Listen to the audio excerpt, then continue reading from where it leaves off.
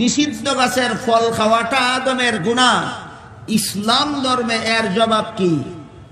ইসলাম ধর্মে এর জবাব কি না জানার কারণে আমাদের মুসলমানদের সমাজে ফাঁকে ফাঁকে এমন কিছু মুসলমান পাওয়া যায়, এরা মুসলমান হিসাবে পরিচিত, কিন্তু খ্রিস্টানি আকীদা মতো নবীগণকে গুনাহগার মনে করে। কেন? সে মুসলমান, কিন্তু মুসলমানি আকীদার দলিল জানে না, খ্রিস্টানদের ভ্রান্ত দলিলের জবাব জানে না। এই জন্য আনুষঙ্গিকভাবে আমি সেই জবাবটাও আপনাদের সামনে তুলে ধরতে চাই। ধরুন একজন রোজাদার রমজান মাসের দিনের বেলায় যেই লোকটা রোজা রাখলো, রোজাদার, তাকে আল্লাহ খানা পিনা করার আদেশ করেছেন না নিষেধ করেছেন? কিন্তু সেই রোজাদার যদি আল্লাহর নিষিদ্ধতার কথা ভুলে গিয়ে খানা পিনা করে ফেলে, কারো জানা থাকলে বলুন গুনাহ হয় না? আল্লাহর নিষেধ লঙ্ঘন হয় কিন্তু গুনাহ হয় না। কারণ জেনে শুনে স্বেচ্ছায় লঙ্ঘন করেছে না ভুলে গিয়ে?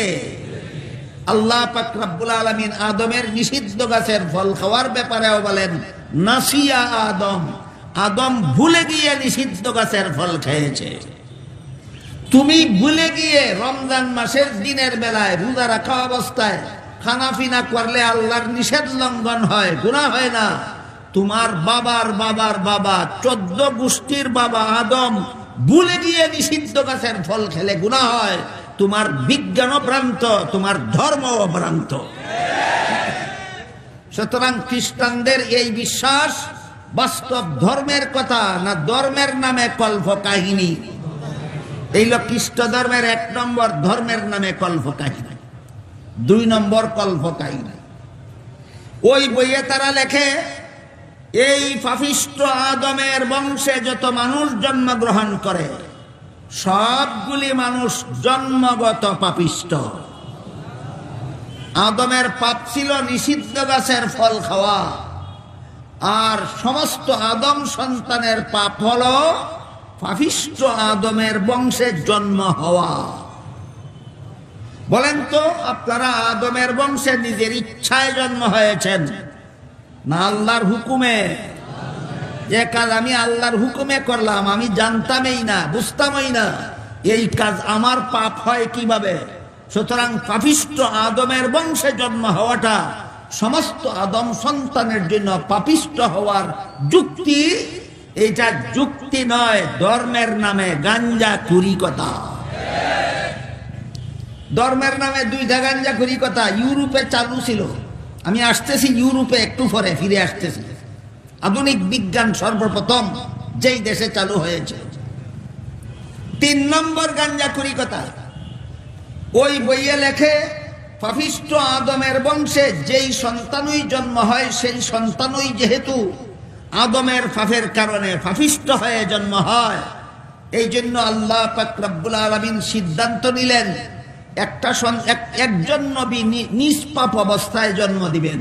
পাপিষ্ঠ আদমের বংশে জন্ম হলেই যেহেতু তার জন্মটাই একটা পাপ, এই জন্য একজন নবীকে আল্লাহ আদমের বংশে জন্ম না দিয়ে আল্লাহ নিজের ঔরসে জন্ম দিলেন। ইনি হলেন হযরত ঈসা আলাইহিস সালাম। সমস্ত নবী আদম সন্তান, ঈসা নবী খুদার সন্তান। ধর্মের নামে 3 নম্বর গাঞ্জাখুরি কথা। ধর্মের নামে কত নম্বর গাঞ্জাখুরি কথা? ধর্মের নামে 3 নম্বর গাঞ্জাখুরি কথা। আল্লাহর ঔরসে ঈসা নবী জন্ম হয়ে পৃথিবীতে আসলেন।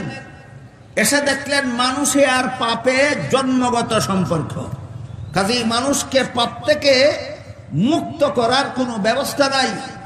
তাই আল্লাহর পুত্র যিশু তার বাবার কাছে, আল্লাহর কাছে আবেদন করলেন, হে আমার পিতা, আমার শত্রুদেরকে সুযোগ দাও, আমাকে যেন শুলিতে চড়িয়ে হত্যা করে।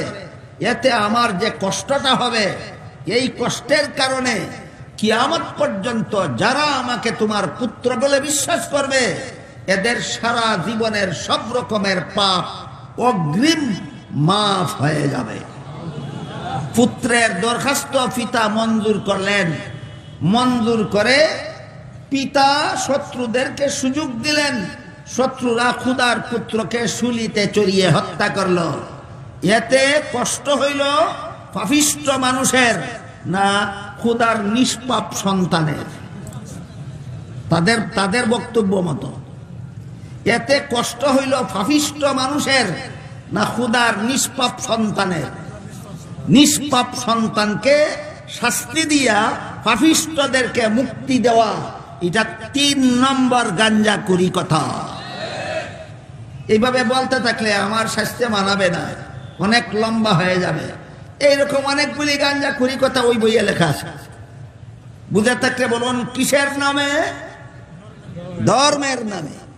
ইউরোপিয়ান খ্রিস্টানদের সমাজে ধর্মের নামে এইরকম অজস্র গাঞ্জাখুরি কথা লেখা আছে। এই গাঞ্জাখুরি কথাগুলি তাদের সমাজে ধর্মের নামে চালু ছিল। কোন দেশে? সেই ইউরোপে যখন আধুনিক বিজ্ঞানের প্রসার লাভ হয় পৃথিবীতে সর্বপ্রথম, তখন আধুনিক বিজ্ঞান অবাস্তব অবস্থার বিবরণের নাম না বাস্তব?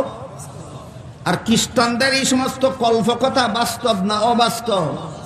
এই অবাস্তব কথাগুলির সাথে বাস্তব দর্শনের সংঘর্ষ হয়ে গেল, বিজ্ঞানের সাথে ধর্মের লড়াই হয়ে গেল। আমার কথা বুঝে থাকলে বলুন, এই দুনিয়াতে সর্বপ্রথম বিজ্ঞানের সাথে ধর্মের লড়াই, ধর্মের সাথে বিজ্ঞানের লড়াই কোন দেশে হয়েছিল? কোন ধর্মাবলম্বীদের সাথে হয়েছিল? খ্রিস্টান ধর্মাবলম্বীদের সাথে হয়েছিল। কেন হয়েছিল? বিজ্ঞান ছিল বাস্তব, এদের ধর্ম বিশ্বাস ছিল অবাস্তব। এই জন্য সেখানে ধর্মে আর বিজ্ঞানে চরম সংঘর্ষ হয়েছিল। সংঘর্ষের ফলে ইউরোপিয়ান খ্রিস্টানেরা 3 দলে বিভক্ত হয়ে গিয়েছিল। এক দল বিজ্ঞানকে সম্পূর্ণ অস্বীকার করে বৈরাগীতে পরিণত হলো, আরেক দল ধর্মকে সম্পূর্ণ অস্বীকার করে নাস্তিকে পরিণত হলো, আরেক দল ধর্মের মধ্যে আর বিজ্ঞানের মধ্যে একটা আপোষ মীমাংসা করে নিল।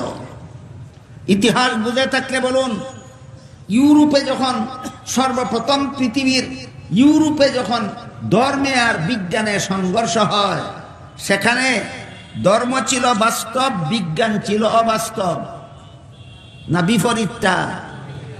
বিজ্ঞান ছিল বাস্তব, ধর্ম ছিল অবাস্তব। মুফাসসিরিনে কেরাম তাফসীরের কিতাবে লিখেছেন, ধর্ম যদি অবাস্তব হয়, বিজ্ঞান যদি বাস্তব হয়, এমন ধর্মের সাথে বিজ্ঞানের লড়াই হতে বাধ্য। অথবা ধর্ম যদি বাস্তব হয়, বিজ্ঞানের নামে যদি গাঞ্জাখুরি কথা হয়, এমন বিজ্ঞানের সাথে লড়াই হতে বাধ্য। ধর্ম যদি বাস্তব হয়, বিজ্ঞানও যদি বাস্তব হয়, লড়াই নয় আপোষ হতে বাধ্য।